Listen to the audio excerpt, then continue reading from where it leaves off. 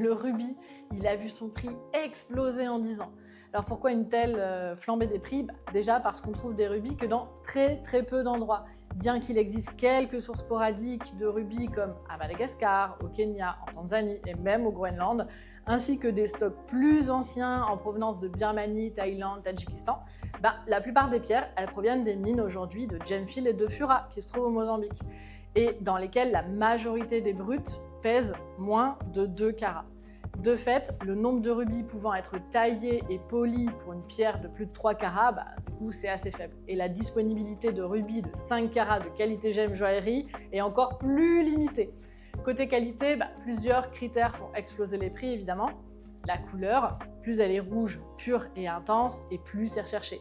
La couleur la plus prisée, c'est ce qu'on appelle sang de pigeon, un rouge vif, profond, sans teint brun ni orangé. Ensuite, il y a le traitement. Plus de 95% des rubis, ils sont chauffés pour améliorer leur apparence. Mais un rubis non chauffé, c'est extrêmement rare et son prix, du coup, grimpe en flèche. Et bien sûr, comme toutes les pierres précieuses, la pureté, la taille, le volume et la qualité de la taille jouent un rôle majeur. Aujourd'hui, un rubis non chauffé, sans inclusion visible, de qualité joaillerie avec une couleur incroyable, peut atteindre plusieurs dizaines de milliers de dollars par carat, même pour une toute petite pierre. En résumé, une ressource ultra rare, une demande qui explose et des critères de qualité drastiques. Voilà pourquoi le rubis, c'est devenu la star absolue des marchés des pierres précieuses.